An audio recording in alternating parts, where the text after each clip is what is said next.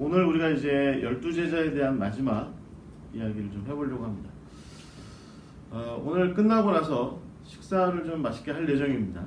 성탄 인사도 좀 서로 나누고, 우리 유나씨 아프니까 뜨뜻하게 맛있는 거 좀 먹고 힘을 좀 내시라고 목사님께서 맛있는 거를 좀 가져오셨어요. 네, 맛있게 식사하시고 그리고 서로 인사 나누시고 교제하시고 마치면 될 것 같습니다. 지난 우리가 13주 걸쳤습니다. 13주에 걸쳐서 12제자에 대한 성경 공부를 함께 진행했고요. 네, 저한테도 굉장히 좋은 시간이었고 우리 함께 하신 여러분들에게도 좋은 시간이셨을 줄 믿습니다. 그 교회가 결국에는 이 12제자에 대해서 사실은 그닥 이렇게 열심히 다루지 않고 있다라고 하는 좀 생각을 좀 많이 갖게 됐고요. 저 스스로도 그렇고. 네.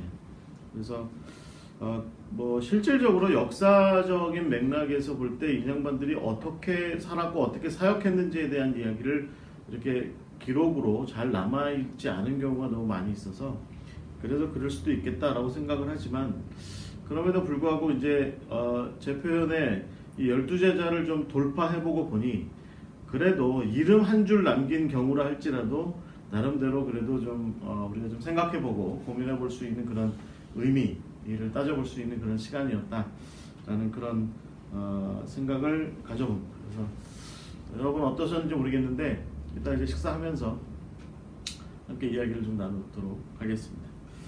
함께 해주셔서 감사하고요. 이제 마지막 성경 공부를 12제자 마지막 성경 공부 요한편을 시작하겠습니다. 잠시 기도하겠습니다. 하나님 감사합니다. 이제 우리가 12제자, 예수님께서 세우신 12제자를 함께 나누었습니다. 마지막 시간을 갖고자 합니다. 사도 요한을 배움으로 12명의 제자들, 주님께서 세우신 이 사람들을 배우고 익히고 또 그들이 어떻게 살았고 어떻게 사역했는지 함께 나누었습니다. 이 시간들을 통해서 우리가 주의 제자로서의 삶을 더욱더 굳건하게 세워갈 수 있도록 인도하시고, 우리가 제자로서 더욱더 풍성하며 제자로서 더욱더 깊이 있는 그런 삶을 살아갈 수 있도록 주님 인도하여 주시옵소서. 정말 많은 부분에서 혼란스럽고 여러 부분에서 정말 혼탁한 세상을 살아가고 있지만 주의 제자들이 그 부름받은 바의 사명대로 그대로 그렇게 살아가다가 죽기까지라도 그 사명을 내려놓지 않고 헌신했던 것처럼 우리도 역시 주의 제자로서 주의 맡겨주신 그 사명 잘 감당하며 살아가게 하시고, 그 사명이 완수되는 그날까지 헌신하는 그 마음 내려놓지 않도록 주님 우리도 이끌어 주시고 인도하여 주시며, 우리에게도 그 제자들에게 허락하여 주셨던 동일한 성령을 허락하여 주시옵소서. 오늘 함께 시작합니다. 마치는 시간까지 성령께서 우리의 몸과 마음과 영혼을 주장하시고 깨달음의 길로 결단의 길로 인도하실 줄 믿고 예수 그리스도의 이름으로 기도하옵나이다. 아멘. 자, 오늘 사도 요한입니다. 네. 마지막 제자 이야기를 좀 시작해 보도록 하겠습니다. 트라이아누스라고 하는 황제가 제위에 오른 지 한 10년쯤 되던 해가 한 107년, 주후 107년쯤 되는 해입니다.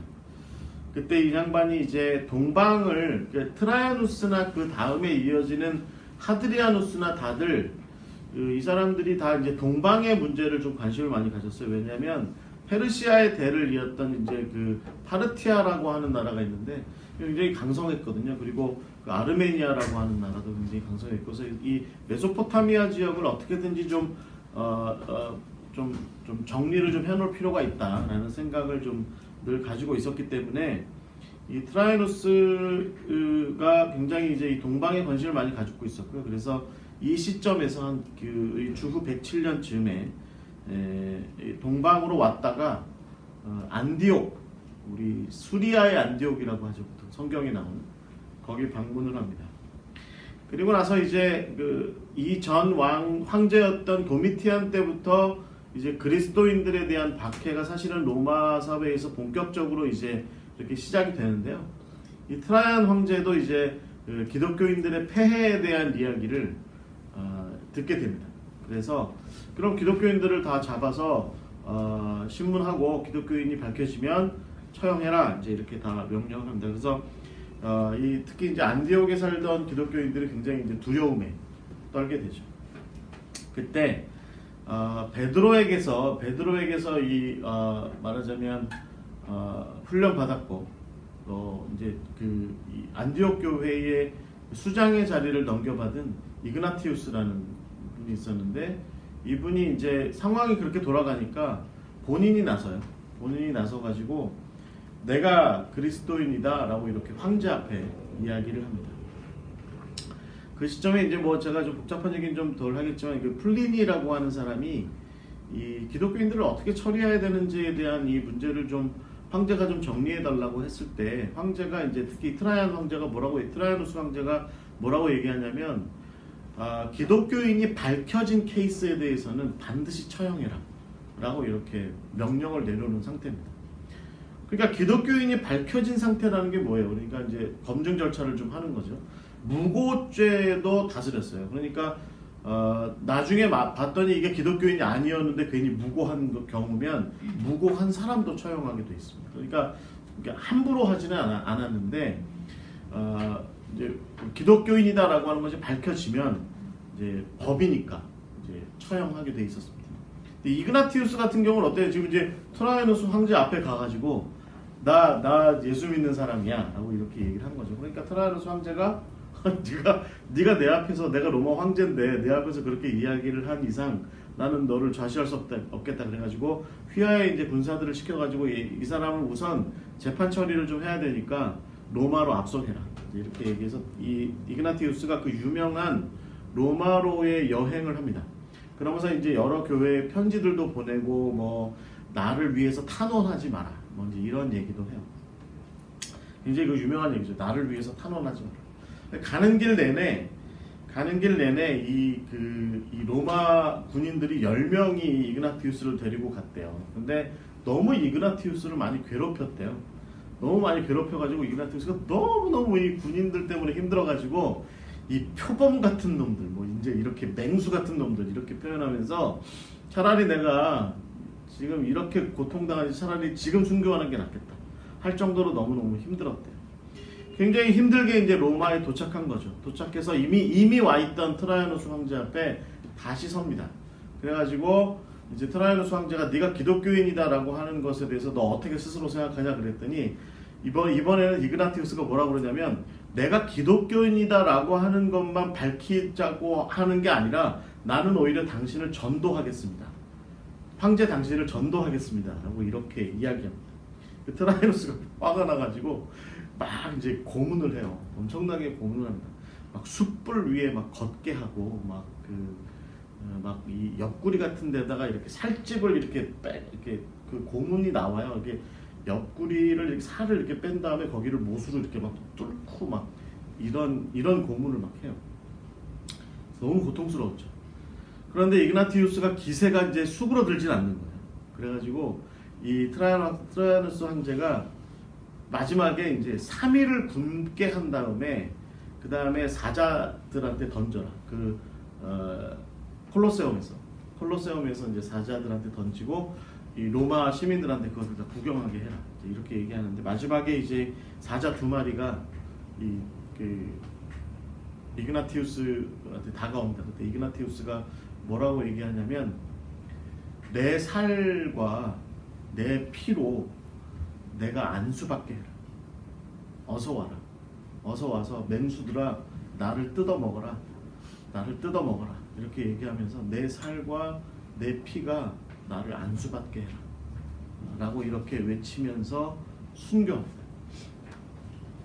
속사도들, 그러니까 제자 그룹 이후에, 사도들 이후에 속사도라고 우리가 보통 이야기하는 그 아포스톨릭 파더스라고 얘기하는 사람 중에 거의 최초로 이 사람이 이제 이렇게 순교하죠. 그러니까 이게 여러분, 이 이그나티우스의 제가 순교 이야기를 제가 왜 이렇게 말씀드렸냐면, 이때 당시에 분위기가 이랬다는 거예요. 그러니까 이 사람들이 순교하겠다, 나 순교하겠다, 그러니까 나서서 하는 겁니다. 대놓고 순교할 일 생기면 나부터 죽여라.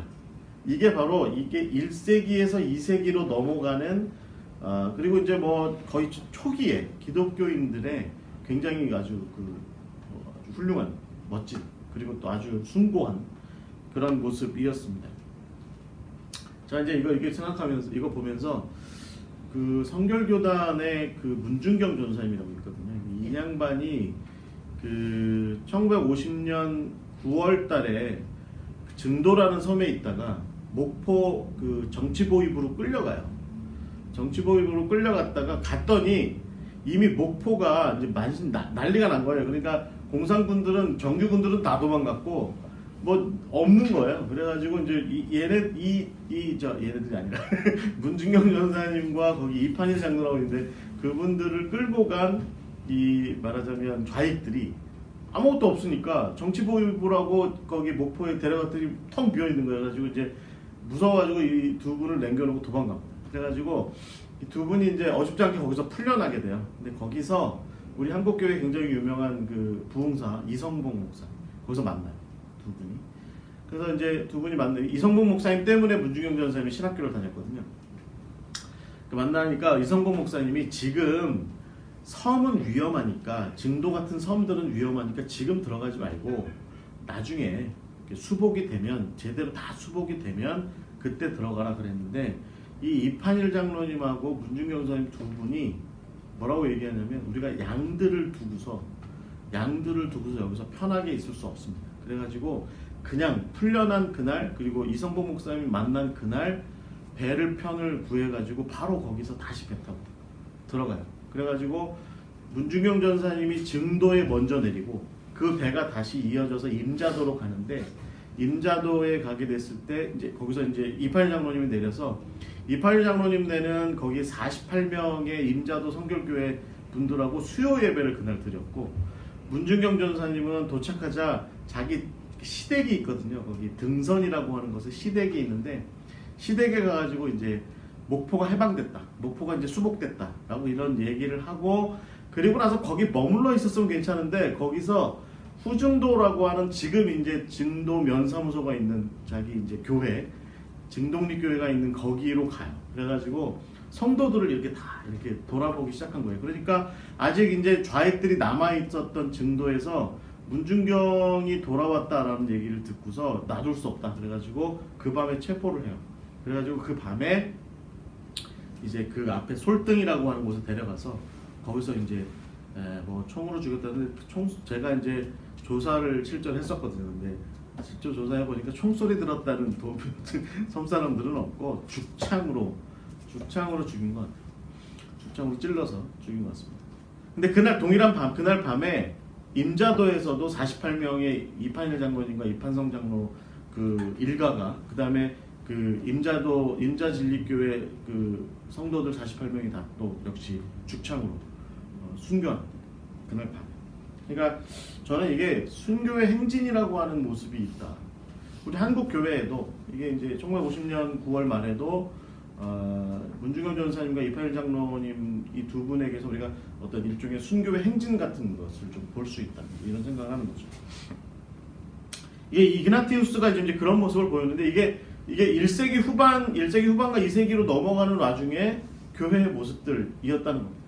가능하면 그게 로마 황제에 의한 것이 아니더라도 유대인들에 의한 것이건 아니면 지방 정권, 지방의 어떤 총독들에 의한 것이건 간에, 만약에 기독교를 박해하는 상황이 발생하면 이때 당시에 그 성도들은 앞다투어서 순교를 각오하고 참여했다는 거죠. 이로부터 한 50년 후에 여러분 폴리캅이 순교하죠. 폴리캅이 서머나에서 순교하는데, 폴리캅도 마찬가지죠. 왜 폴리캅 유명한 순교 장면 있잖아요. 혹시 아세요?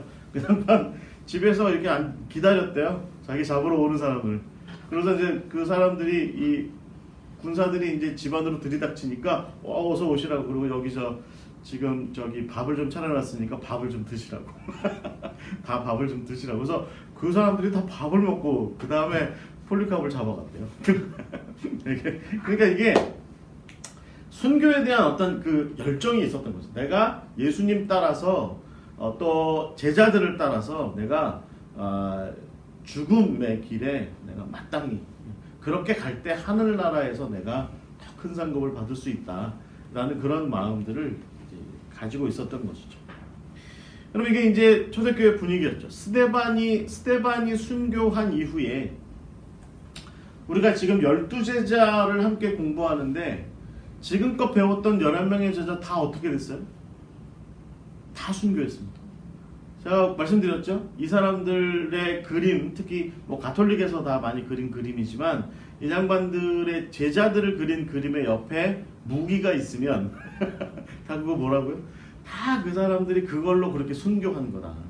순교한 거다. 그래서 이 그 12제자들 뿐만 아니라 사실은 뭐 여러분 12제자 그룹에 들어가진 않지만 바울, 그 다음에 지난주에 우리가 마띠아 공부할 때 마띠아와 함께 이렇게 제비뽑기까지 올라갔던 사람, 요셉이라고 얘기하는 유스도, 뭐 이런 사람도 사실은 다 순교합니다. 우리가 아는 바로는 오네시모조차도, 또 뭐 왜 빌라몬의 집에서 종살이하던 나중에 장로가 됐다는 오네시모조차도, 또 디모데도, 또 아굴라와 브리스길라도, 뭐 빌레몬 다, 뭐 심지어는 뭐 저기 예수님 십자가 대신 졌던 그 구레네 사람 시몬, 그 사람의 아들 루포, 이 사람도 다 순교합니다. 전부 순교해요. 그래서 순교해야 될 상황이 발생하면 오히려 앞다투어서 그 자리에 가서 서 있었던 것이 바로 이 당시에 마치 기독교인의 미덕처럼 그렇게 여겨졌던 것이죠. 순교의 행진이 있었던 것입니다. 그래서 결국은 이게 지금 이그나티우스로 이어진다는 건 뭘 의미하냐면 이제 제자들과 사도들의 순교의 행진을 넘어서 그들의 제자들이었던 속사도들조차도 순교의 행진으로 계속해서 이렇게 이어져 가고 있는 그런 모습입니다. 말하자면 그 순교라고 하는 것을 영광으로 알고 적극적으로 그 자리를 꿰찼다. 그게 바로 이 초대교회 사람들, 성도들에 대한 전반적인 평가였다라고 하는 것이죠. 여러분, 그러다 보니까 초대교회에 어떤 일들이 일어나게 되나요? 지도자가 없어요. 초대교회가 지도자가 없어요. 지도자 세웠다 하면 뭐 어디 가서 순교하고 하여튼 순교할 일 있으면 다 앞장서고 막 이러니까 지도자가 늘 부족한 것이 사실은 초대교회의 모습이었다라고 하는 것이죠. 우리가 충분히 상상할 수 있는 게 뭐냐면 예수님의 제자들이 60년 어간에 다 순교하거든요. 그러니까 예수님의 제자들이 누구예요? 그러니까 예수님과 더불어 그 요단강 세례로부터 계속 예수님을 같이 보필하고 따라다녔던, 그리고 예수님의 가르침을 들었던 사람들이었던 거죠. 그 정말 지근거리에 있던 목격자들이 다 지금 60년 어간에서 다 순교하게 된 겁니다. 그 이후에 조금 이후에 참여했더라도 예수님의 부활을 목격했고 승천을 목격했던 바울의 표현에 의하면 뭐 한 500명쯤 되는 사람이 있다는 그 사람들, 혹은 뭐 다락방에 있었던 120명의 사람들, 혹은 예수님께서 직접 파송하셨던 70명의 그 전도자들, 이런 사람들도 대체적으로 1세기 후반부에 넘어가면서는 대체적으로 다 순교하거나 하는 그런 일들이 다 발생하게 되는 거죠. 그러다 보니까 신앙의 전통이라고 하는 것이 이렇게 차분히 전달되는 일들이 좀 어려운 점들이 좀 많이 있었을 수도 있다라는 생각을 우리가 가질 수밖에 없습니다.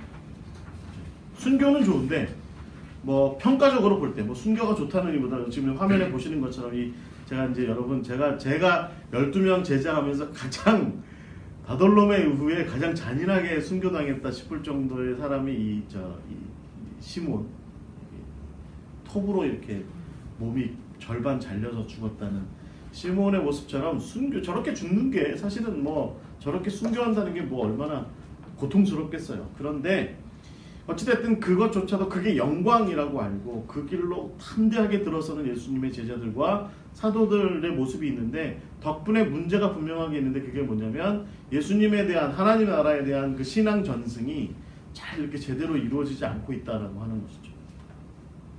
제 친구 교회가 언제 한번 그런 일이 있었대요. 그 청년들이 그 전부 단기 선교를 가겠다고. 근데 교회에서 단기 선교한 게 아니었대요. 그 무슨 어떤 선교 단체들이 하는 그런 단기 선교를 다 가겠다고 그런 거예요. 어느 여름에. 그랬더니 어린이부 담당 전도사가 그러더래요. 선생님이 없다고. 선교학교를 해야 되는데 선생님이 없다고. 그러대요. 그래가지고 전사님이 뭐라고 그랬냐면 신학교에 가가지고 학생들 좀 꼬아와야 될 것 같다고. 학생들 좀 꼬아와야 될 것 같다고.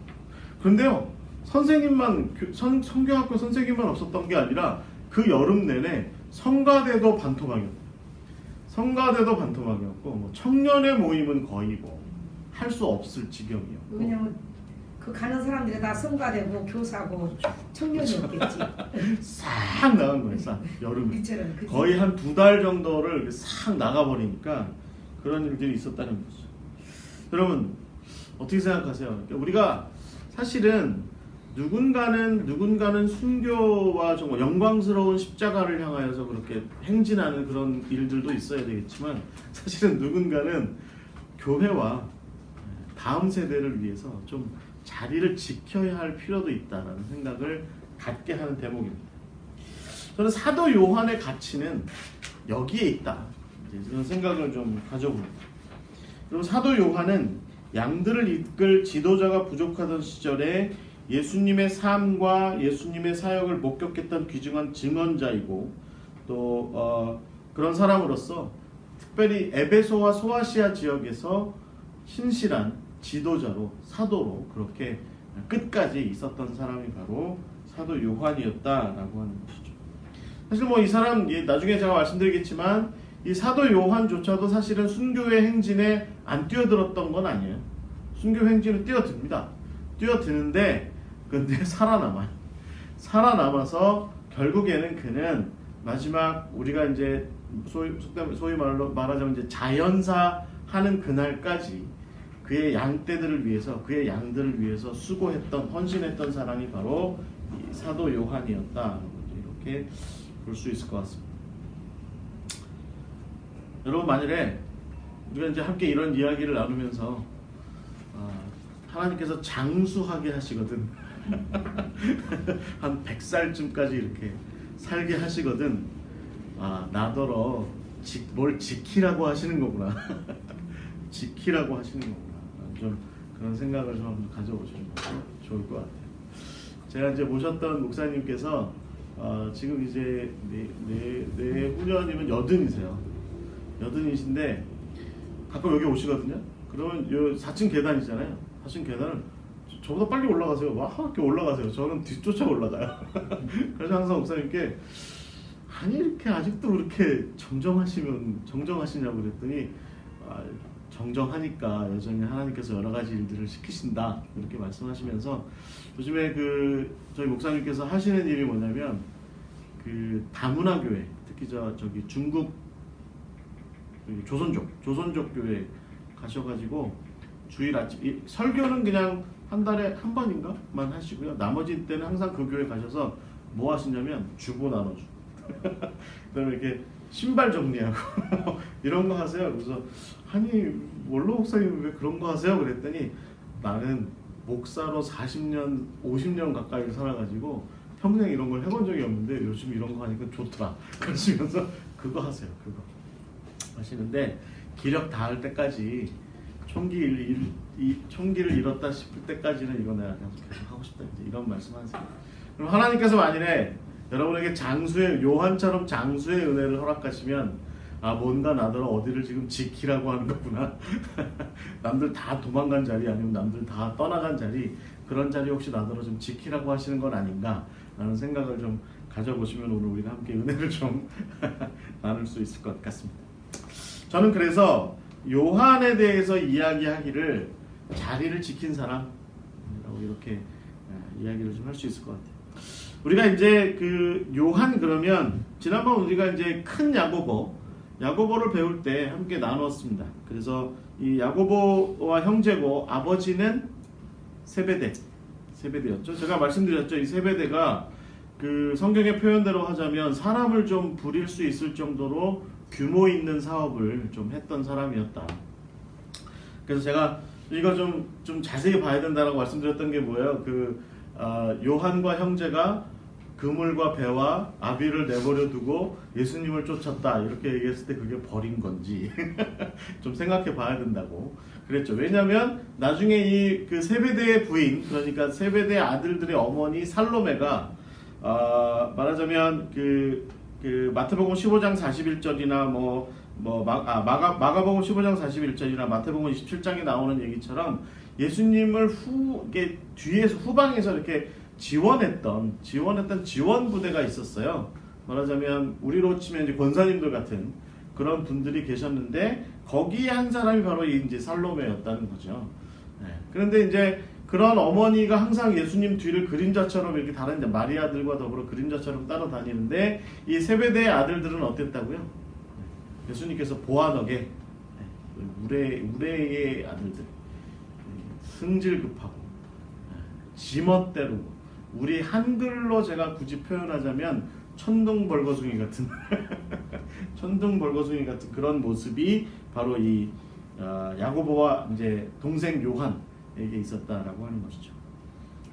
많은 분들이요 이때 예수님을 따라다녔을 때 요한은 아마 10대 후반이었을 수도 있다. 10대 후반이거나 뭐 나이가 많아야 20대 초반쯤이었을 수 있다. 이제 이렇게 보통 이야기합니다. 그래서 예수님께서 처형되고 이제 돌아가시던 시점에 요한의 나이가 아마 20대쯤이었을 것이다라고 보는 것이 보통의 생각입니다.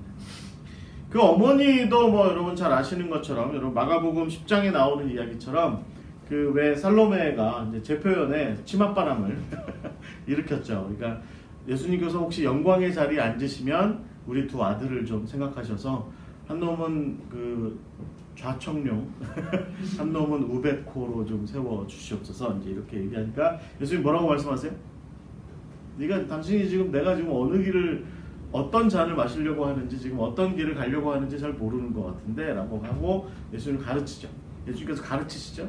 그리고 나서 제자들이 논쟁하죠. 계속해서. 그러니까 여러분 이 요한은 사실은 이 사역의 후반부에 이르기까지도 예수님께서 어떤 일을 하시고자 하는 것인지에 대한 이해도가 그렇게 많지 않았던 젊은이였다. 그냥 말하자면 천방지축 같은 친구였을지도 모른다. 라는 그런 생각을 갖게 합니다. 그런데 어찌됐든 이 요한이 그럼에도 불구하고 이 복음서들은 특히 이제 공관 복음서들은 예수님께서 이 요한을 좀 각별하게 생각하셨다라고 이야기합니다. 베드로나 야고보는 좀 이해가 돼요. 그 다음에 간간히 들어갔다 나갔다 빠지는 이제 여러분 제가 보통 이 제자에 대해서 얘기할 때 핵심 그룹이라고 얘기하는 4명 혹은 3명이 있죠. 베드로, 요한, 야고보, 안드레. 다 이제 갈릴리에서 어부였던 사람들인데 안드레는 이제 이 3명 핵심 그룹, 4명의 핵심 그룹에 들어갔다 안 들어갔다 하긴 하는데 요한은 항상 들어가 있어요. 근데 가만히 따지고 보면 베드로나 야고보는 좀 나이도 좀 있어 보이고 그리고 나름대로 좀 세상 경험도 좀 있어 보이는데 비해서 요한은 생각보다 뭐 경험도 일천하고 또 뭐 그냥 하고 싶은 대로 막 이렇게 이때까지는 하고 싶은 대로 막 하는 그런 모습을 보였던 것이 바로 요한인데 그런데 예수님께서는 계속해서 이 요한을 베드로와 야고보 그 그룹에 항상 포함시키시는 거죠. 그래서 뭐 그런 얘기도 하죠. 뭐 요한이 이쁘장하게 생겨서 실제로 여러분 저 요한에 대한 그림들을 좀 사진들을 찾아보면 젊은 요한으로 나오고요. 그리고 아주 이쁘장하게 생긴 그런 모습으로 나옵니다. 어찌됐든 예수님의 제자 목록에서 빠지지 않는 이 사람이었고 그리고 이 이너서클이라고 말하는 핵심 그룹이라고 얘기되는 그 그룹에 늘 속해 있었고 그래서 예수님께서 베드로 장모를 낫게 하는 사건이라든지 아니면 회당장 야이로의 딸이 회복되던 그런 그 장소에서라든지 아니면 특별히 예수님께서 이제 변화산에서 신비롭게 변화하실 때 그때 늘 있었던 여러분 지금 그림에 보시는 것처럼 여기 지금 이 빨간 옷이 요한입니다. 대체적으로 이 빨간 옷을 입고 있습니다. 한가운데 엎어져 있죠. 베드로와 야고보가 같이 있고 그 다음에 요한이 여기에 있습니다. 그래서 보통 이런 예수님께서 아주 특별한 일들을 할 때 항상 요한을 데리고 다니셨다라는 것이죠. 그래서 마지막에는 결국 겟세마네에서 기도하실 때 예수님께서 기도하실 때 그때에도 요한이 그 자리에 늘 있었죠. 자고 있었지만 어찌됐든 그 자리에 있었습니다. 예수님께서 요한을 좀 각별하게 생각하셨던 것 같아요. 각별하게. 그래서 여러분 우리가 좀 그 요한을 이야기할 때 잊지 말아야 될 한 가지 포인트가 뭐냐면 요한복음에 등장하는 표현입니다. 이게 뭐죠? 예수님께서 사랑하시는 제자. 그래서 beloved disciple 그래가지고 사랑하시는 제자라는 표현으로 요한복음에서 늘 그렇게 등장하고 있다는 것이죠. 요한복음 1장에서는 이제 그런 표현으로 나오지 않지만 그래서 왜 그 안드레와 더불어 함께 있었던 또 한 명의 제자 세례 요한의 제자였다가 예수님께로 이렇게 갈아탄 거죠. 그러니까 세례 요한 버리고 이 양반보다 이 양반이 훨씬 더 훌륭하신 것 같아. 우리가 이 양반은 대로 가자. 그래가지고 갈아타죠. 한 명의 이름은 밝혀졌어요. 안드레라고. 그런데 다른 한 명은 누구였겠느냐? 보통 이 사람을 요한이다라고 그렇게 이야기합니다. 그리고 나서 이제 다시 이 그 요한일 것이다라고 추정되는 모습이 요한복음에서 등장하는 게 요한복음 13장에 예수님께서 마지막 그 만찬을 하실 때 6월절에 만찬을 하실 때 그때 요한이 등장하는데 여러분 이 그림에 보세요. 다른 제자들은 다 이제 이렇게 다 이제 똑바로 앉아 있죠. 그 다음에 요 사람은 누군지 아시겠죠? 뭐 하고 있죠 지금? 손을 그릇에 넣고 있죠. 그러면 가룟 유다입니다. 이 사람, 네, 수염도 안 난 여자 같아요. 여자 같죠. 네. 여자 같죠. 그래서 여러분 저 다빈치 코드 저 소설 보시면 그 그 다빈치의 그림 최후의 만찬 거기 이제 예수님께 기대고 있는 요한이 예수님의 우리가 보는 편에 왼편에 이렇게 있어요. 그게 너무 이쁘게 생겨가지고 이게 요한이 아니라 막달라 마리아일 것이다. 먼저 이렇게 또 얘기하죠. 네. 하지만 어찌됐든 요한입니다. 젊어서 수염도 안 난 젊은이인 거예요. 그래서 우리가 보통 요한을 10대 후반, 10대 중후반이었을 것이다 라고도 얘기하는 이 요한이에요. 지금 뭐 하고 있어요? 예수님께 기대어 있죠. 이게 성경의 표현대로 되어 있는 겁니다. 여러분 요한복음 13장에 보시면 요한복음 13장 23절에 보시면 이렇게 나와 있습니다. 예수의 제자 중 하나 곧 그가 사랑하시는 자가 예수의 품에 의지하여 누웠더라. 거의 누워있죠. 그러니까 다른 제자들은 좀 베드로 같은 경우는 좀 예수님 어려워했을 것 같아요. 혼도 많이 사단아 내 뒤로 물러서라 뭐 이런 얘기도 좀 들었고 하니까 좀 뒤로 좀 이렇게 좀 약간 좀 두려워하는 경향이 있었는데 요한은 그런 게 없었던 거예요. 그러니까 우리가 예수님의 핵심 그룹으로서 이게 베드로와 요한, 야고보와 요한을 생각해 보면 베드로와 야고보는 예수님을 정말 제자답게 어려워하면서 이렇게 따라다녔을 수도 있습니다. 요한은 어땠을까요? 네. 교회 보면 그 어느 교회 같은데 이렇게 보면 막내 여전도사 있어요. 목사님 이렇게 귀여워하는. 가끔 보면 부목사들을 넘어서죠. 가끔 이 친구들이 이렇게 얘기해. 목사님 그런 거 싫어하세요. 그럼 부목사들이 한참 위인 부목사들이 얘를 어떻게 해야 되나 고민스러운 부분도 있어요. 네. 그 파트 장사들 중에 가끔 이런 친구들이 있습니다. 천둥 벌거숭이처럼 앞뒤 못 가리고 자기가 이제 담임 목사님과 직통인 양 이렇게 생각을 하죠. 그래서 담임 목사님 편에서는 이제 귀엽잖아요. 그러니까 이제 자기 어렸을 때 저기 신학교 다닐 때 생각나고 그러니까 이제 항상 이렇게 데리고 다니고 밥 먹을 때 되면 항상 옆에 앉혀서 너 내 앞에 앉아 밥 많이 먹어 이렇게 얘기하고 이렇게 하지만 사실은 뭐 아들처럼 귀여운 거죠. 이제 아들처럼 그런 모습이 아마 이렇게 있었을 것 같다라고 이렇게 우리가 상상할 수 있을 것 같아요. 요한이 옆에 앉아가지고 지금 얘기하죠. 예수님께 뭐라고 얘기해요? 25절에 보면 이렇게 나옵니다. 그가 예수의 가슴에 그대로 의지한 채로 말하되 주여 누구이니까 이렇게 얘기합니다. 주여 누구이니까. 그러니까 이게 대충 우리가 뉘앙스를 이해할 수 있을 것 같아요. 이게 무릎 베개를 벤 채로 무릎 베개를 벤 채로 요한이 이렇게 누워가지고 이렇게 빵을 먹다가 누군데요? 이렇게 한마디 한 거죠. 누군데요? 이렇게 한마디 한 거죠. 예수님은 어떻게 하셨을까요? 그냥 먹던 거랑 계속 먹어. 이렇게 했을 것 같아요. 먹던 거랑 계속 먹어라. 너는 아직 낄 때 아니다. 이렇게 한 거죠. 저는 그게 참 의미가 있는 것 같아요. 예수님께서 그렇게 말씀하셨을 것 같아요. 제가 이 요한을 공부하면서 느낀 게 뭐냐면 예수님께서 요한을 참 아끼셨다는 거예요. 아끼시고 그리고 이제 그때쯤에 이렇게 말씀하셨을 것 같아요. 너는 아직 낄 때 아니야. 잠깐 좀 있어봐. 너는 아직 낄 때 아니야. 넌 이런 거에 끼지 마. 너는 그냥 요 상에 있는 거 맛있는 거 내 살과 피 많이 먹어.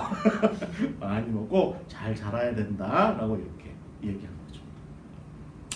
그런 요한이 이제 그렇게 해서 이제 그런 모습이었는데 여러분 우리가 요한에게서 한 가지 확실하게 기억할 것은 뭔가요?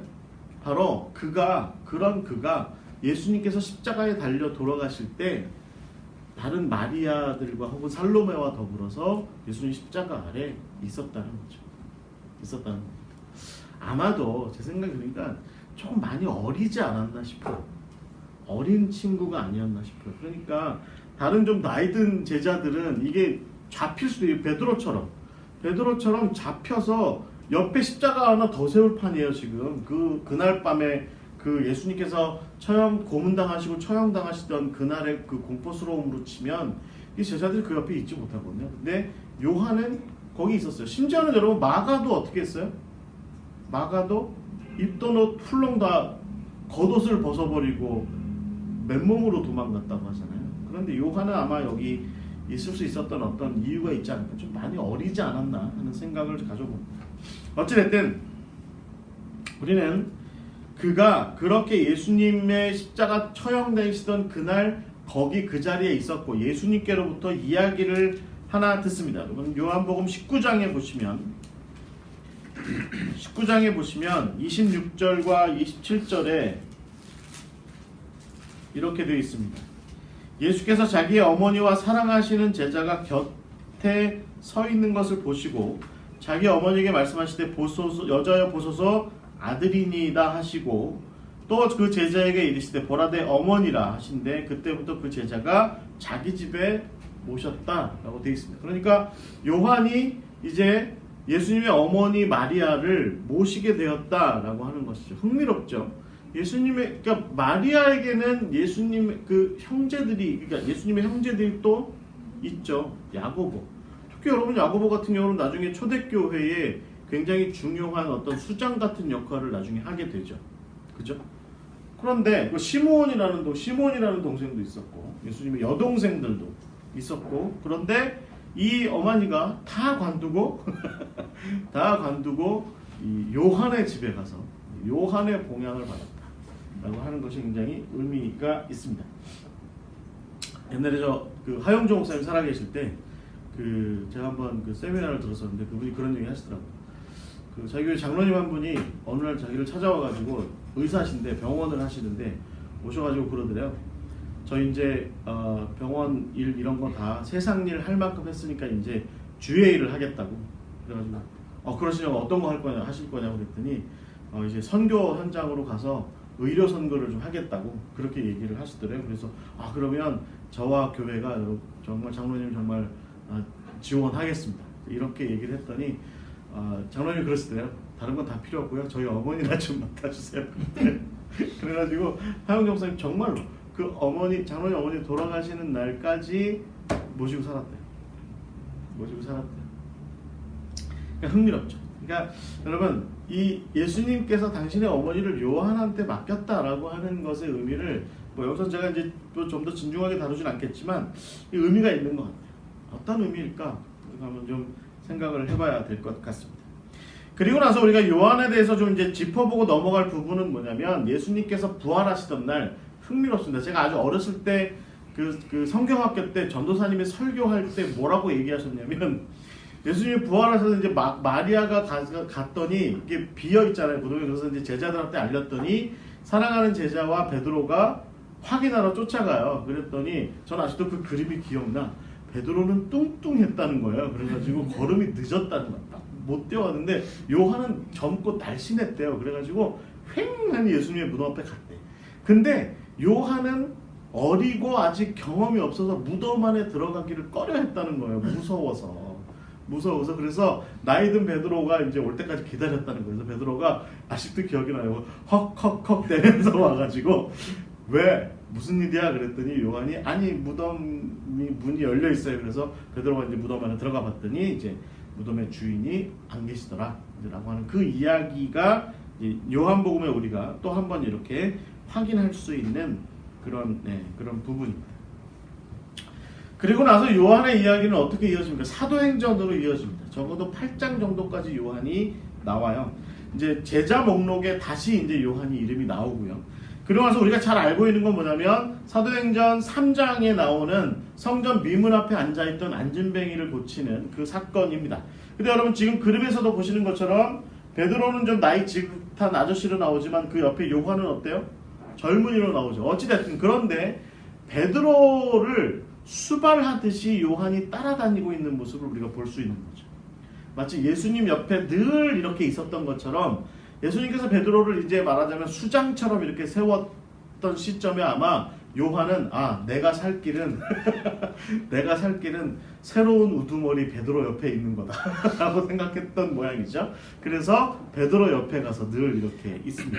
그래서 여러분 사도행전 3장에 보시면 베드로가 내가 은과 금은 없으나 나사렛 예수의 이름으로 명하노니 일어나 걸으십시오 라고 얘기할 때 그 날 때부터 걷지 못하던 사람이 일어나 걷게 되는 그 사건에 요한이 동참하게 됐고, 그리고 성전 안으로 끌려 들어가서 최초로 그리스도인으로서 했던 일 때문에 고난 당할 때 요한도 그 자리에 있죠. 그리고 나서 베드로와 더불어서 예수 그리스도에 대해서 전하지 말라라고 얘기하는 산헤드린의 어떤 그 협박에 대해서 우리가 보고 들은 바를 증거하지 않을 수 없다라고 담대하게 외치는 사람으로 그 자리에 그렇게 이제 서 있게 됩니다. 그리고 나서 이제 흥미로운 건 뭐냐면 사도행전 8장의 이야기의 요한이 다시 등장해요. 다시.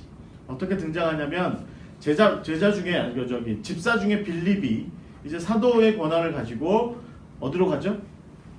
사마리아로 가서 거기서 이제 여러분 우리가 잘 알고 있는 시몬이라고 하는 사람을 포함한 그 사마리아 사람들을 복음을 전하고 거기 일대에 큰 놀라운 일들을 일으키죠. 그때 이제 예루살렘 교회의 사람들이 정말 그 일이 그렇게 있었는지를 확인하기 위해서 누구를 보냈냐면 베드로와 요한을 보냅니다.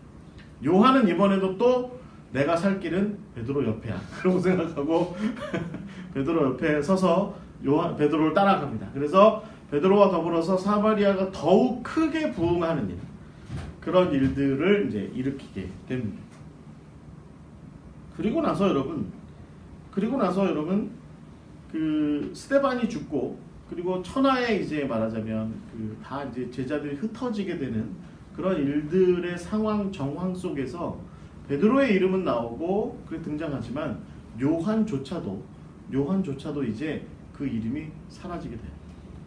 요한조차도. 그러면서 한동안 이름이 없습니다. 초대교회는 예루살렘 교회는 적어도 이제 누구예요? 야고보의 영향력 하에 있게 되고, 그리고 그 외에 다른 이방인들의 교회에 대해서는 바울이 이제 안디옥 교회를 중심으로 해서 영향을 끼치게 되죠. 단지 이제 우리가 알 수 있는 건 뭐냐면 갈라디아서에 이 바울이 이들이 교회의 기둥이다라고 얘기할 때 요한이 언급이 됩니다. 이들이 교회의 기둥이다라고 얘기할 때 베드로와 야고보와 요한을 언급하는데 이 세 명의 이제 요한의 이름이 있게 되는 거죠. 그러니까 요한이 좀 아이러니한 부분이 있는 거죠. 이렇게 좀 해석하자면 요한이 아직 젊고 그래서 아마도 중심의 위치에 있기는 했지만 그것은 아무래도 예수님께서 너무 이제 제자를 이 요한을 많이 사랑해서 그런 거 아니냐라는 그런 생각을 좀 가질 수 있지만, 그럼에도 불구하고 바울은 이 요한이 그럼에도 불구하고 이 초대교회에서는 중심의 위치에 있는 사람이다라고 이렇게 분명하게 이야기하고 있는 것입니다. 왜 그럴까요? 우리가 아무리 좀 이렇게 좀 유추를 해봐도 요한은 좀 어리고 좀 아직은 제 표현에 좀 덜 떨어진 것 같이 보이고, 여전히 이제 누군가의 그늘 밑에 좀 있어야 할 사람, 그런 사람으로 여겨진다. 그래서 아마도 베드로랑 늘 그냥 그렇게 좀 같이 다닌 거 아닌가. 그래서 교회사에 굉장히 중요한 사도행전의 초반부의 중요한 사건 가운데 이름을 올리기는 하지만 그게 요한이 주도했다라고 보기에는 좀 어려운 부분이 있을 법한 그런 모습으로 계속 있는데, 그럼에도 불구하고 예수님도 그렇고 또 다른 제자들도 그렇고 또 결국은 바울조차도 이 사람이 교회의 기둥이야 라고 이렇게 지금 계속해서 이야기하고 있는 거죠. 그 다음에 여러분, 그 한동안 요한은 어땠을까요? 제가 이제 좀 이리저리 좀 찾아본 바로는 없습니다. 중간에 없어집니다. 그래서 그러니까 제자들이 활동하던, 그러니까 제자들과 바울 뭐 이런 사람들이 활동하는, 심지어는 바울과 더불어서 마가라든지 뭐 누가라든지 뭐 실라라든지 뭐 에바브로라든지 뭐 빌레몬 뭐 오네시모 이런 사람들이 활동을 하던 그 시기, 한 40년부터 60년 70년, 이 와중까지도 요한의 어떤 모습도 나오지 않는다는, 등장하지 않습니다. 알 수 없어요.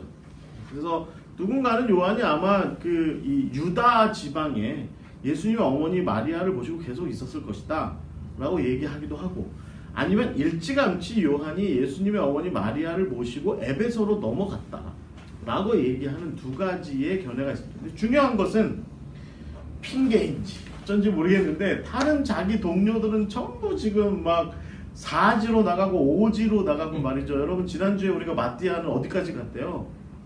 식인종의 도시까지 가가지고 거기서 막 복음 전하다가 말이죠. 다 막 도마는 지금 어디까지 간 상황이에요.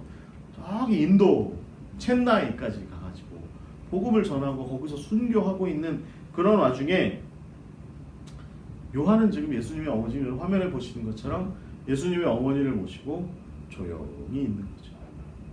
조용히 있습니다. 왜 그랬을까요? 그럼에도 불구하고 바울은 이 사람이 교회의 기둥이래요. 그럼에도 불구하고 이 사람이 교회의 기둥인 거예요. 계속해서. 흥미롭죠. 한 가지 분명한 것은, 저는 이제 이 요한이 말하자면 유다 땅에서 예수님의 어머니 마리아를 모시고 살았다, 이제 이렇게 얘기하는 것보다는, 제가 좀 여기서 이제 저는 지금 신학적으로 논쟁하자는 거 아니니까 제가 좀 끄집어 올리는 이야기는, 예수님의 어머니 마리아를 모시고 에베소 쪽으로 넘어갔다. 그래서 여러분, 실제로 에베소 성지순례에 가보시면 요한이 이 예수님 어머니 마리아를 모시고 살았다는 동네가 있어요. 지금 이제 교회로 세워져 있죠. 근데 이게 에베소로부터 좀 산 하나쯤 넘어 있어요. 산 하나쯤 이렇게 넘어 있는 곳에 거기에 있습니다. 그래서 이제 거기서 이제 말하자면 요한이 예수님 어머니 모시고 조용히 산 거죠. 조용히. 왜냐하면 여러분, 이 얘기를 한번 좀 생각해 보십시오. 만약에 요한이 예수님 어머니를 모시고 마리아를 모시고 그 에베소 쪽으로 넘어갔다고 치면, 그때쯤에 에베소에서는 어떤 일이 있었나요? 적어도 50년 이후, 그러니까 주후 50년 이후에 에베소에는요, 아볼로가 나타나요. 아볼로가 나타나서 이미 예수의 도에 대해서 알고 있는 사람들을 모아요.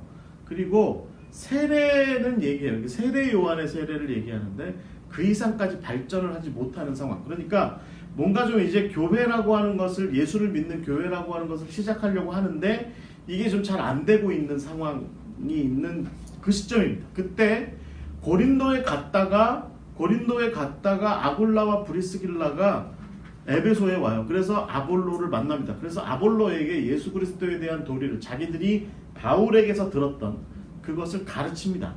그리고 나서 아볼로는 고린도로 넘어가고 여기에 말하자면 바울이 재등장해요. 그래서 말하자면 2차 전도여행을 끝나고 한번 잠깐 에베소에 들렀다가 다시 이제 예루살렘 쪽으로, 그러니까 안디옥으로 갔다가 거기에서 바나바와 베드로와 더불어서 사건 하나 치르죠. 이방인과 밥 먹는 문제 때문에. 그런 것 때문에 사건 하나 치르고 나서 예루살렘 회의가 열려요. 그리고 나서 다시 안디옥으로 돌아왔다가 바울은 거기에서 이 그 아나톨리아 지금의 터키 일대를 동해서 서로 관통하는 여행을 해서 결국 도착한 곳이 어디냐면 에베소였습니다.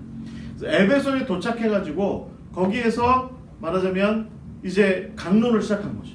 교회 사역을 새롭게 시작해요. 거기서 아볼로를 비롯한 아볼로의 제자들 만나죠. 성령에 대해서 얘기하고 12명쯤 되는 사람들에게 성령 세례에 대해서 이야기하고 그리고 나서 회당에서 가르치고 그리고 두란노에서 가르치고 그리고 뭐 여러분 우리가 잘 알고 있는 그 위다하다 아데미오 뭐 이런 사건이 있었던 막 그 은장색 데메드리오가 막 이 바울 일행에 대해서 참소하는 그런 일들도 일어났던 사건이 바로 이 즈음에서 50년대 중반 뭐 이때쯤에서 계속 벌어졌던 일입니다. 그리고 나서 바울은 어떻게 됩니까? 바울은 에베소를 떠나요. 데메드리오의 그 사건 때문에 에베소가 복잡해지니까 에베소를 떠납니다. 그리고 나서 바울은 저쪽 그 마게도니아 쪽으로 갔다가 서편까지 아드리아해까지 갔다가 원래 그가 전도했던 그 데살로니가와 그 다음에 고린도를 거쳐서 이제 다 교회들을 돌아보고 그리고 어디로 가요? 예루살렘으로 다시 돌아갑니다. 예루살렘에 가서 거기서 체포당하고 3년 지나서 가이사랴로 끌려가서 3년 정도의 세월을 감옥 속에서 보내고 그리고 나는 I appeal unto 가이사 나 그렇게 얘기합니다. 나 가이사에게 항소하겠습니다. 라고 얘기해서 어디로 가? 로마로 갑니다. 로마의 감옥에 갇혀 있을 때 디모데 전서 쓰죠. 디모데 전서에 뭐라고 나와 있습니까? 내가 너를 에베소에다가 남겨두었고 그리고 에베소 교회에서 너로 하여금 수장의 자리, 지도자의 자리에 있게 했다. 라고 디모데전서 1장 3절에서 4절에 나와요. 여러분 이게 주후 62년, 63년경입니다. 이렇게 보면 꽤 이제 오랜 세월 기간 동안에 지금 에베소 교회의 주도권은 바울과 그리고 누구예요? 디모데에게 있었던 겁니다. 이후에도 여러분 디모데는 계속해서 에베소에서 영향력이 있는 지도자로 있다가 순교해요.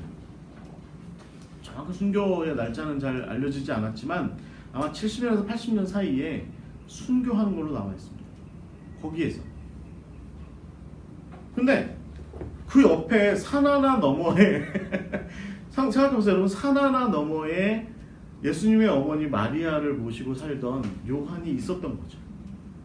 요한이 계속해서 거기에 있었던 겁니다. 그 와중에 예수님의 어머니를 잘 모시고 살았던 거예요. 어떤 일이 있었을까요? 우리는 모릅니다.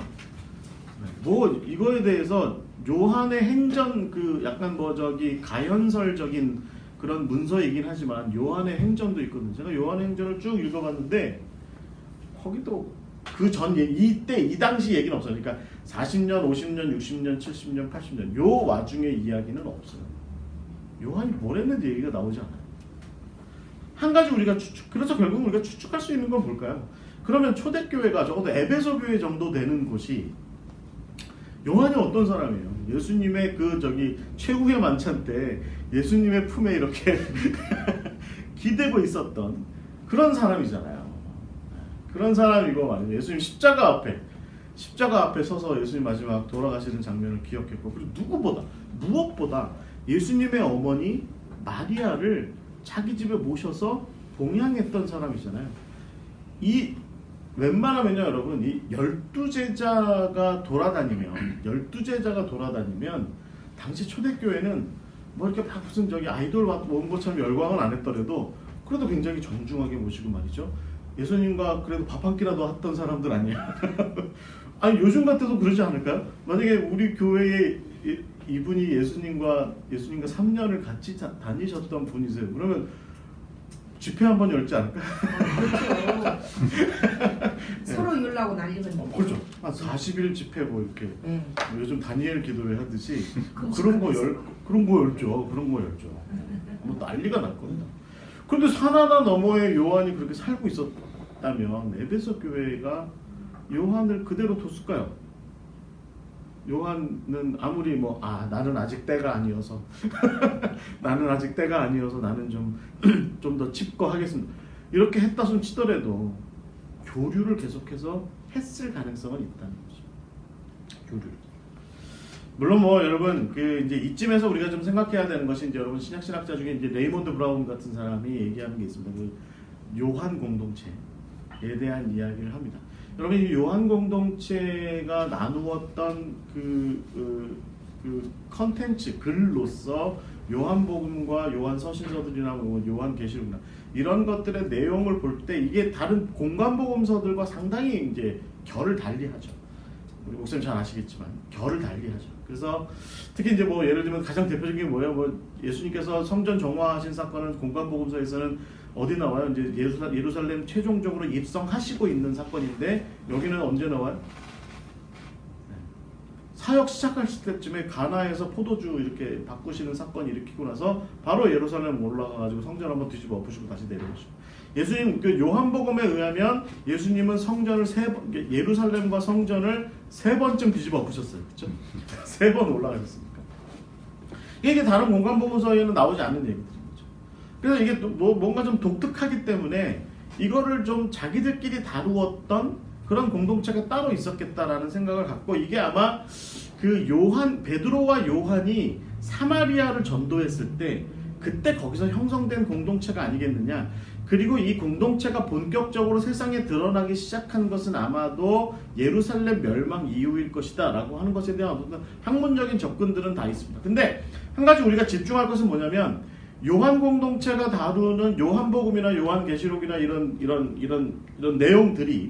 내용들이 말하자면 유대교로부터도 일단 이렇게 거리를 두려고 하는 입장을 분명하게 드러낸다든지 더더군다나 당대 헬라 철학 특히 영지주의하고도 어느 정도 일단 이제 선을 좀 그으려고 하는 그런 입장을 분명하게 드러내고 무엇보다 당대의 권세의 핵심으로서 로마에 대한 어떤 거리를 두려고 하는 입장이 분명하다고 볼 때 이건 예루살렘 멸망 이후에 70년, 80년, 90년쯤에서 발생된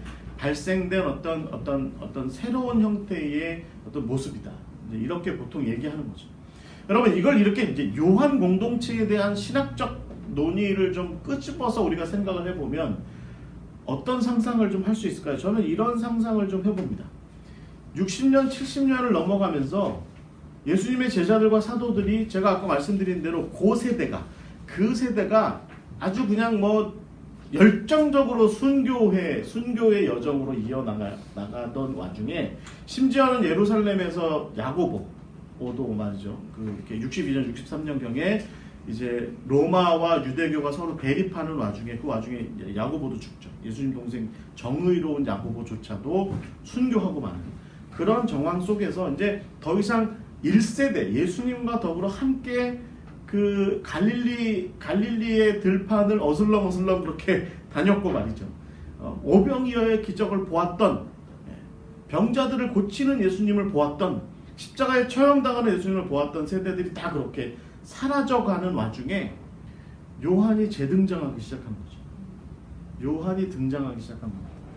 그래서 요한이 나름대로 이제 새로운 이제 당대의 초대교회의 새로운 지도자로 자리매김을 하기 시작한 것 같습니다. 어떠세요? 이렇게 본다면 요한은 예수님께서 예지하시고 남겨둔 자라고 보는 것이 합당할 것 같아요. 예수님께서 예지하시고 그러니까 예수님 무릎 베고서 예수님 나 이뻐? 막 이러고 말이죠. 누가 팔 것 같아요? 어떤 놈이야? 막 이렇게 막 그런 그 막내 같은 그런 행동을 막 하는 제가 막내기 때문에 이 요한을 이렇게 보면서 야, 나랑 닮았다 하는 생각을 하는데 그런 모습이 있다는 거죠. 그런 모습. 저희 외갓집에 저희 외할아버지가 10분 형제가 계신데 다 돌아가셨어요. 다 돌아가셨는데 마지막 외할아버지 한 분이 지금 살아계신데 그분이 마치 할아버지 세대와 그 윗세대 사람들의 이야기를 이렇게 지금 이제 저희 학렬에 저희 뭐 저는 외갓집이라 그렇긴 하지만 저희 학렬에 저희 사촌들이나 그 밑에 이제 저희 조카 세대들에게 그 집안에 대한 이야기를 해주는 유일하게 살아계신 한 분이세요. 한 분. 아주 늦둥이셨대요. 아주 늦둥이셔서 저희 외할아버지하고는 거의 그러니까 한 30살쯤 차이가 나요. 그런 분. 저희 어머니하고 세대가 비슷해요. 저희 어머니. 그러니까 뭐 옛날에 그런 일 많았잖아요. 그러니까 이제 그런 분이 집안에 한 분 살아 계시니까 이제 여러 가지 이야기들을 이렇게 좀 나눌 수 있는 그런 계기가 마련이 되는 거죠. 요한을 바로 그런 맥락에서 볼 필요가 있다는 것입니다. 그래서 여러분 자기와 동시대의 모든 제자들과 말이죠. 그 사도들과 이런 사람들이 다 이제 순교해서 사라졌다. 기어코는 여러분 요한복음이 여러분 20장을 읽어보면 이 책을 기록한 목적을 딱 그래서 끝내는 것 같은데 요한복음 21장이 뒤에 더 이렇게 무슨 누가 봐도 이건 접붙여 놓은 것 같은 느낌이 팍 드는 요한복음 21장이 이렇게 있게 된 게 왜 그랬을까요? 여러분 생각해 보면 결국은 요한이 베드로의 죽음에 대해서 반추하는 거죠. 베드로 사후에 베드로의 죽음에 대해서 돌아본 거예요. 베드로가 그렇게 죽었다라고 하는 것에 대해서 그 옛날 예수님께서 그렇게 말씀하신 것들을 되새기고 말이죠. 그리고 베드로는 그렇게 죽은 반면에 나는 이렇게 살아있는 이유가 뭔지에 대해서 생각해 볼 수 있는 시간을 갖도록 한 것이 그게 바로 요한복음 21장 이렇게 이해한다면 그러면 그 다음에 요한이 여러분 요한복음을 쓰고 요한 1, 2, 3서를 쓰고 그리고 여러분 무엇보다 반모섬에 들어가서 요한 계시록 집필한 것의 의미를 우리는 충분히 상식적으로 이해할 수 있는 그런 대목이 됩니다. 저는 무엇보다 요한복음과 요한 1서에서 이 요한이 왠지 이게 보아너게잖아요. 우레의 아들, 천둥벌거숭이 같은 놈 이런 사람이었는데 사랑을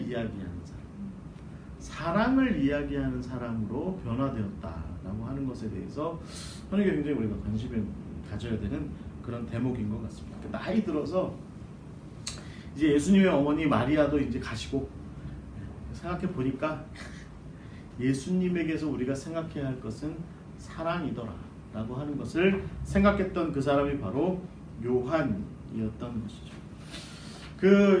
이제 이 에베소에 그래서 실질적으로 제가 생각하기에는 이제 한 80년 정도쯤 됐을 때 7, 80년 주후 한 7, 80년 그러니까 예루살렘이 멸망한 이후쯤 해서 요한이 본격적으로 에베소 교회에 대해서 나름대로 영향력을 끼치게 되었을 때 에베소 교회뿐만 아니라 아나톨리아 주변에 말하자면 터키 일대의 교회들에게 상당히 많은 영향력들을 끼쳤고 그때 당시에 많이 횡행하던 말하자면 이제 많이 이제 등장하기 시작한 유대주의적 관점에 나중에 에비온파라고 보통 얘기하는 유대주의적 관점의 어떤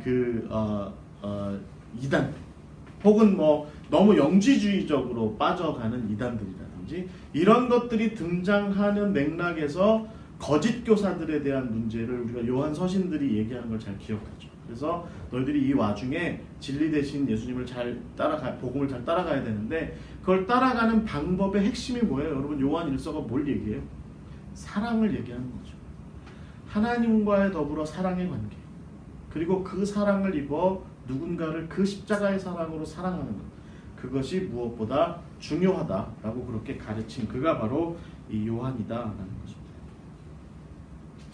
그런 요한에게도 순교의 시간이 찾아왔습니다. 그래서 요한은 주저하지 않고 순교에 들어섭니다. 여러분 저 요한 행전이 있습니다.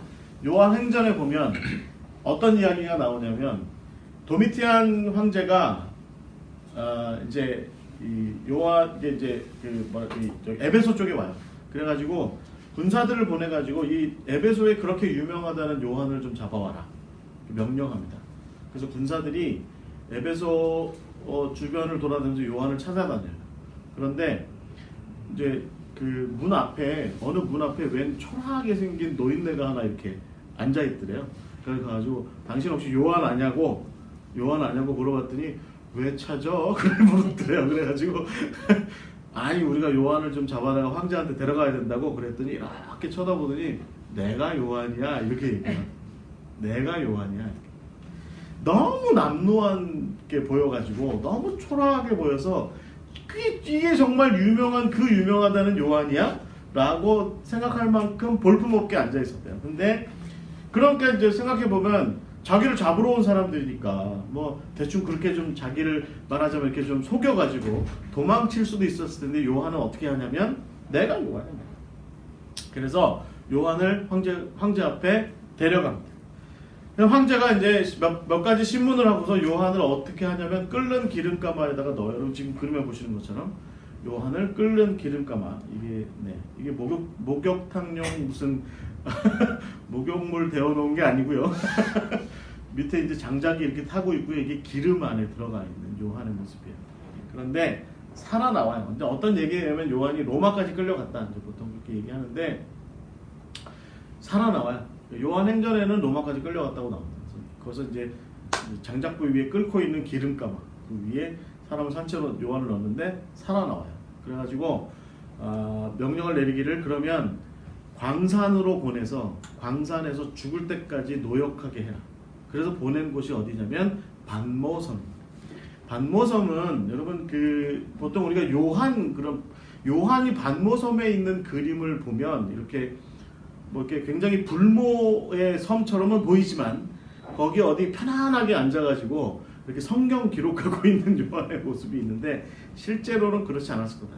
나이가 거의 90이 훌쩍 넘은 이 사람인데 아마 갖은 온갖 노역을 다 했을 거다. 그러니까 거기에 황제를 위한 은광산이 있었어요. 황제를 위한 은광산에서 말하는 노역을 한 거죠. 그래서 이제 사람들은 이제 로마에서는 생각하기를 이 위대하고 유명하다는 이 요한이 거기에서 이제 노역을 하다가 죽겠거니 생각했는데 웬걸요. 제 표현으로 하자면 주경야독한 거죠. 주경야독. 예? 낮에는 일하고 밤에는 하나님의 뜻을 읽은 거죠. 그래서 계시록을 오히려 써갖고 온 거죠. 죽을 줄 알았던 요한이 요한계시록을 원고를 탈고해가지고 원고 들고 이렇게 원고 들고 나오는 상황이 발생합니다. 반모섬에서. 그러니까 여러분 이제 뭐 죽을 수도 있었어요. 그런데 이제 로마의 정세가 변한 거죠. 도미티안이 죽어요. 도미티안이 이제 암살당합니다. 암살당하고 도미티안이 말하자면 실정을 많이 해가지고 원로원에서 기록 말살형에 처합니다. 그래서 도미티안 시대에 있었던 모든 기록을 다 말살해요. 이렇게 이제 그 말하자면 로마 황제로서는 거의 사형에 가까운 그런 형을 받아요. 그래서 요한이 풀려납니다. 풀려나서 에베소로 돌아오게 된 거죠. 에베소로 돌아와서 여러분 요한은 그 이후에 아주 놀라운 일들을 많이 합니다. 우리가 뭐 이제 제가 몇 가지 얘기가 있긴 한데 그 얘기하기보다는 가장 중요한 문제는 요한은 거기서 이제 폴리캅 같은 제자를 키우죠. 제자를 키우고 이그나티우스 아까 제가 말씀드린 순교했다는 그 안디옥의 이그나티우스도 이 요한에게서 훈련받았다. 보통 그렇게 이야기합니다.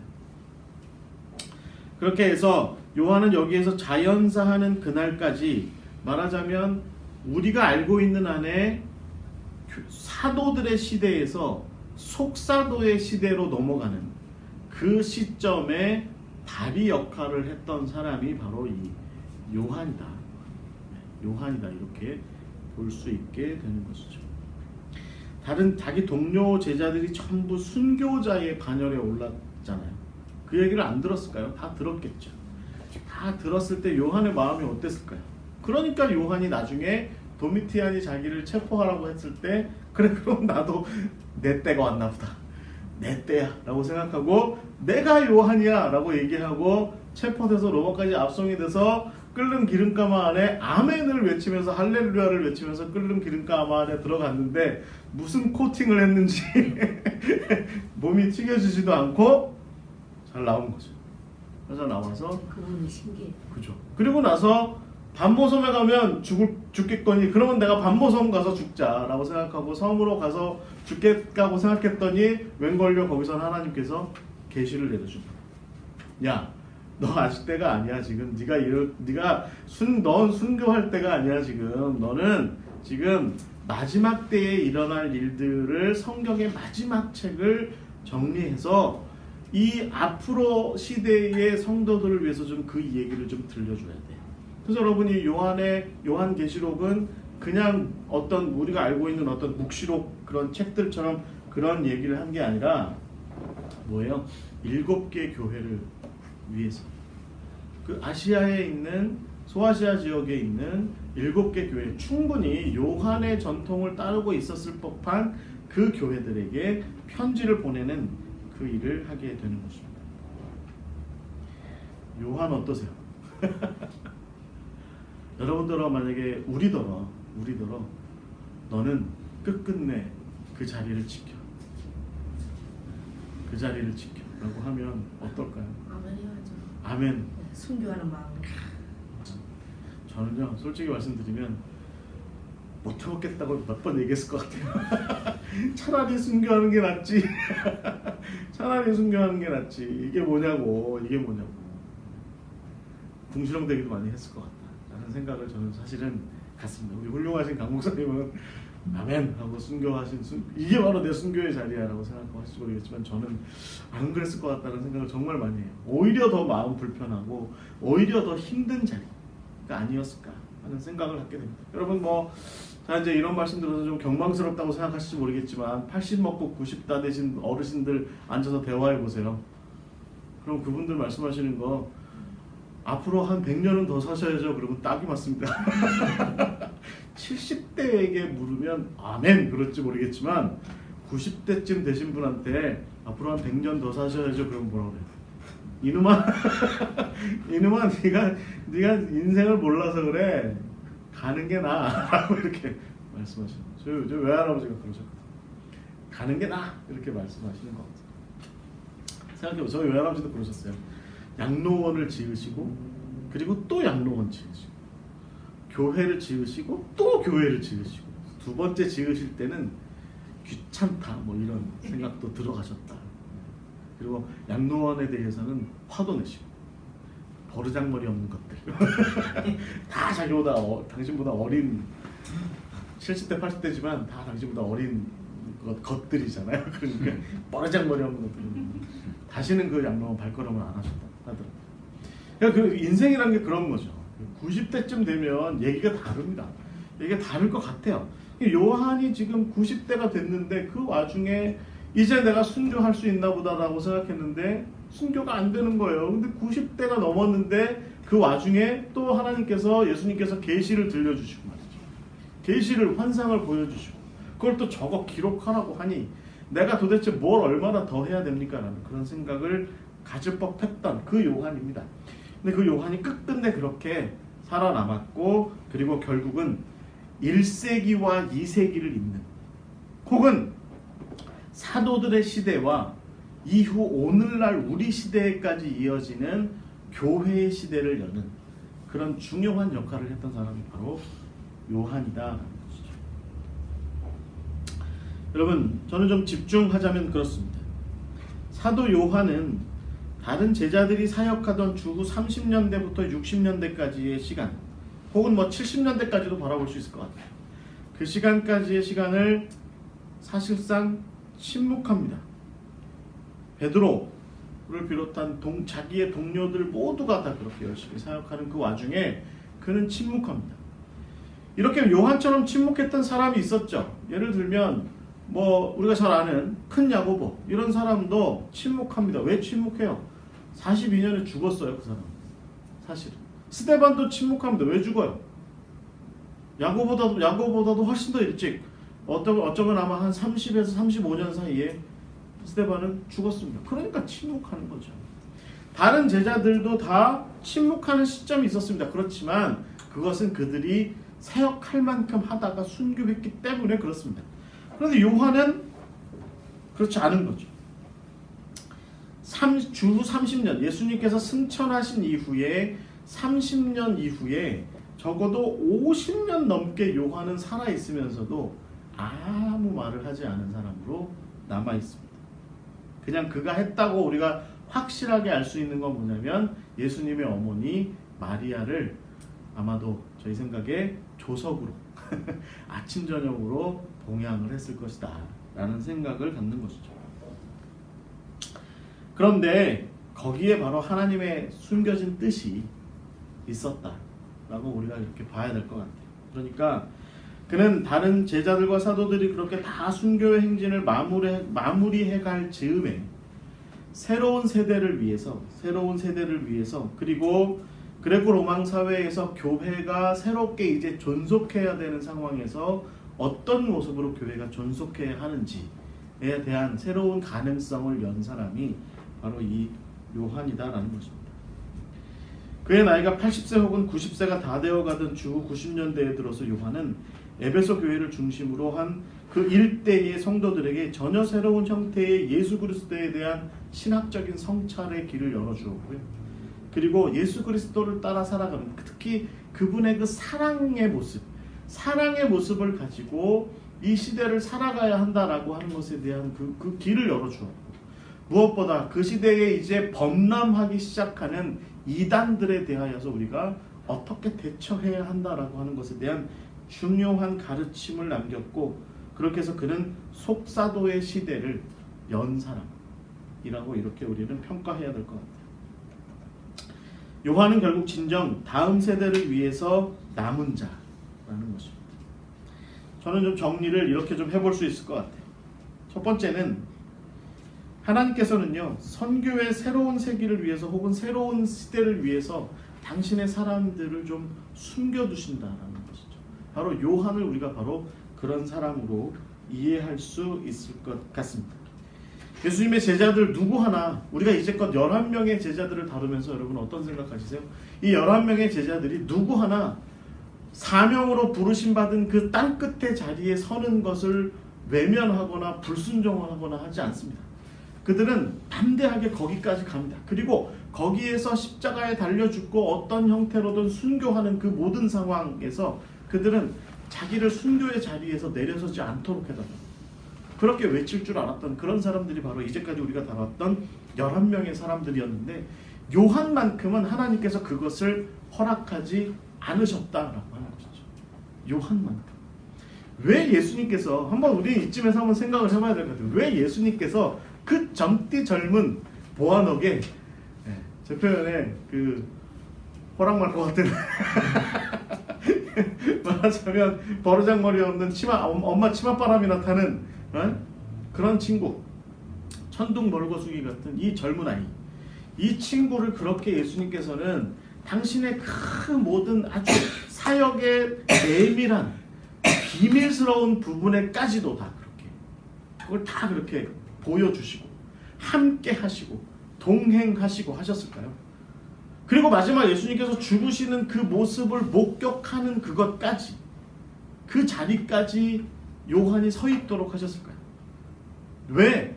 그리고 많은 제자들이 그렇게 순교하는 내내 요한에게는 아니야, 너는 이름조차 내지 마, 너는 이름조차 드러내지 마 라고 그렇게 그의 삶을, 그의 사역을 그렇게 이끌어갔을까요? 결국에는 새로운 시대에 대한, 새로운 시대를 위한 준비의 자리에 요한을 세우고자 하셨던 것 같습니다. 결국 그래서 우리는 요한의 가르침을 집중해서 이렇게 보아야 될 것 같아요. 그는 1세기 이후 계속해서 종말의 시대, 주께서 이제 곧 오실 것이다 라고 임박한 종말론을 계속해서 이야기해야 하는 그 제국의 아주 포악함의 한복판에서, 그럼에도 불구하고 주께서 곧 오실 것이다 라고 하는 그 신앙을 계속해서 이야기해야 하는 교회들을 위한 그 신학적 정리, 그것을 잘 해준 사람이 바로 이제 그래서 요한이 되는 것이죠.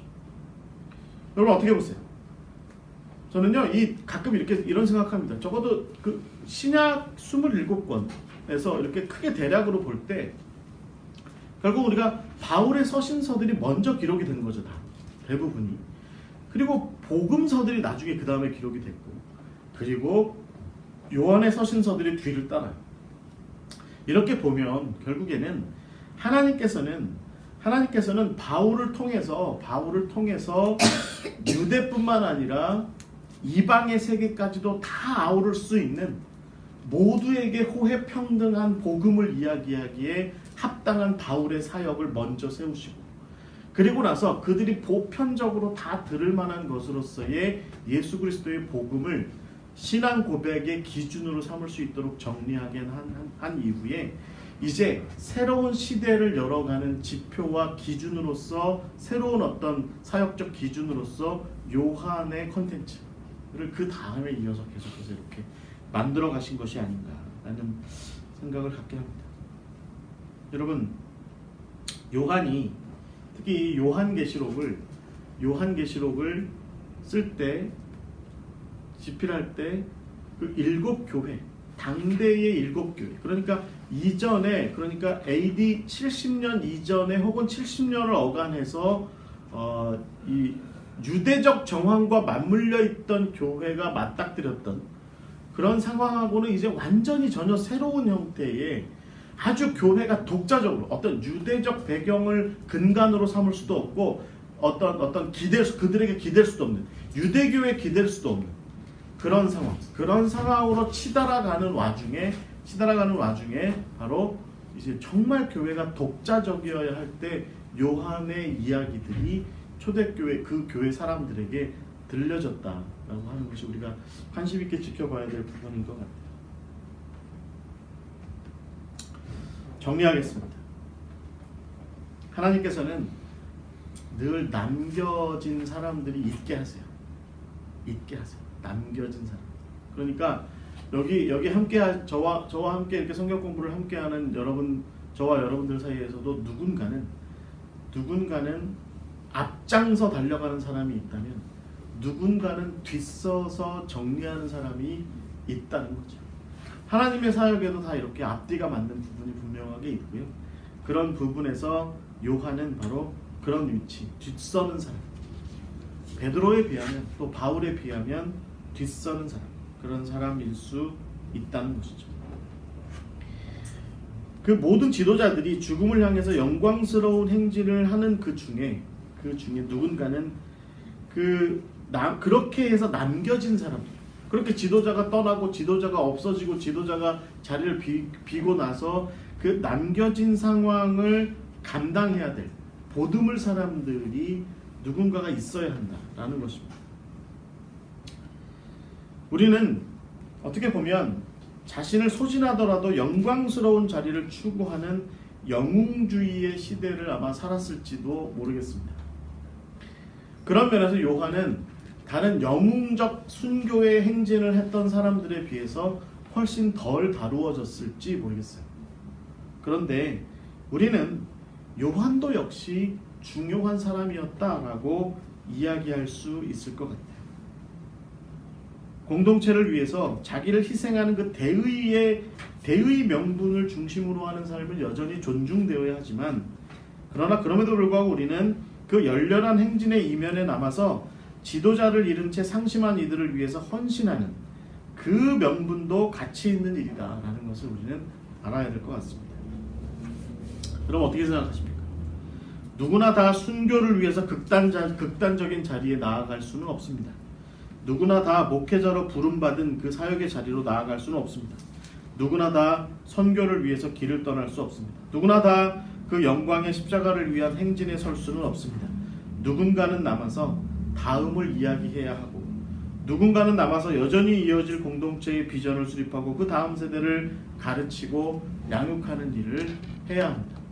요한이 바로 그런 일을 했던 예수님의 제자 가운데 한 사람이었다라는 것이죠. 저는 요한에 대해서 이렇게 마지막에 이야기하고 싶어요. 요한은 영광스러운 순교의 길을 가기보다는 스스로 남아서 공동체를 지키는 일을 사명으로 깨달은 사람이었습니다. 그의 땅끝은 그에게 주어진 사명의 십자가는 영광의 순교의 자리가 아니라 그 땅에 남겨진 공동체의 형제와 자매들, 그것이 바로 그들에게는 십자가였던 것입니다. 목사님 말씀하신 것처럼 요한에게 순교는 바로 남겨진 영혼들, 남겨진 형제와 자매들을 위한 헌신, 그것이 바로 그의 순교였을 것이다 생각하는 것이죠. 자, 우리가 이제 12명을 다 이렇게 해서 다 다뤘습니다. 바돌롬의 우리가 이제 가나에서 무화과 나무 아래 앉아 있던 바돌로메로부터 시작해서 갈릴리 일대를 휘몰아 돌아다니다가 이제 마지막 이제 에베소에서 남겨진 자들을 위해서 헌신했던 요한의 이야기까지 이렇게 오늘 다루어 보았습니다. 12제자 이렇게 성경 공부 함께 했고요. 혹시 뭐 오늘 이야기에 대해서 질문 있으십니까? 아니면 멘트라도 한마디.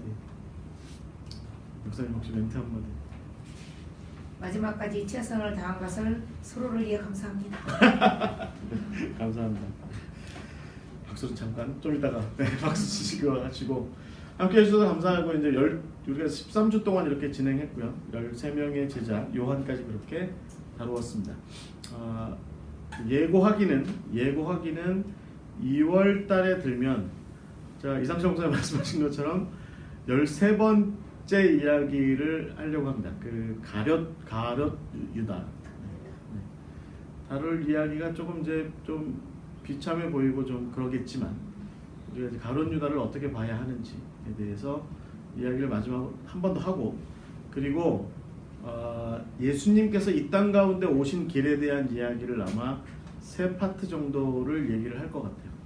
그래서 예수님께서 구약의 비전에 비추어서 이 땅에 오신 사역을 3가지를 좀 얘기를 하고 그리고 그 맥락에서 산상수훈의 핵심으로서 그 산상수훈의 이야기를 들을 자격이 있었던 8가지 복을 받았던 사람들 8복의 이야기를 진행할 것 같습니다. 그러면 아마도 12주 정도 2월 달부터 시작해서 이제 또 12주 정도 그렇게 하게 될 것 같습니다. 그래서 1월 한 달 좀 푹 쉬시고요. 이번에 설이 1월에 있죠. 네. 설까지 포함해서 푹 쉬시고 2월 달에 뵙겠고요. 우리 남궁 목사님 다음 주 다다음 주죠. 다음 주인가? 자기 결혼식을 몰라. 이렇게 딱 나와야지. 다음 주네 맞다. 다음 주 28일 날 우리 늘 함께 하셨던 남궁 목사님께서 여기 옆에 100주년 기념교회에서 결혼식을 하십니다. 매우 선교적인 결혼식이고요. 그리고 매우 도둑놈 같은 결혼식. 띠동갑. 그러나 매우 선교적인 결혼식이라고 생각하고요. 우리 목사님 식사하시면서 축하해 주시고요. 저희는 아마 저희 선교회에서는 저녁에 가서 국수 한 그릇 얻어먹고 가까운 데 있기도 하니까 국수 한 그릇 얻어먹고 올 것 같습니다. 여러분 혹시 시간이 되시면 함께 해주시면 감사하겠습니다. 자, 특별히 할 얘기 없으시면 자 우리 기도하고 마치겠습니다. 하나님 감사합니다. 지난 13주간에 걸쳐서 저희들이 예수 그리스도의 제자된 12명의 사람들에 대해서 함께 이야기 나누었습니다. 여러분 하나님께서 함께 해주셔서 매번마다 시간마다 우리에게 은혜가 되게 하시고 깨달음이 되게 하시고 귀한 결단이 되게 하셨을 줄 믿습니다. 주님 이 시간 가운데 함께 하실 뿐만 아니라 앞으로의 시간들에도 우리를 주장하여 주셔서 우리가 그분들처럼 제자의 도리를 다하는 사람들 되게 하시고 주어진 사명을 다하게 하시고 죽더라도 순교하더라도 우리에게 맡겨진 사명을 충성되이 감당하는 주의 종들 될 수 있도록 인도하여 주시옵소서. 아멘. 지난 시간들마다 함께 하신 우리 귀한 동역자들 주님 기억하여 주시고 함께 하신 목사님들 여러 평신도들 함께 하셔서 주 안에서 축복받게 하시고 주 안에서 복된 삶 살아갈 수 있도록 인도하시고 다시 만나는 그날까지 건강과 은혜 가운데 지켜 보호하여 주시옵소서. 함께 하심을 감사드립니다. 예수 그리스도의 이름으로 기도하옵나이다. 아멘. 네, 감사합니다. 박수하고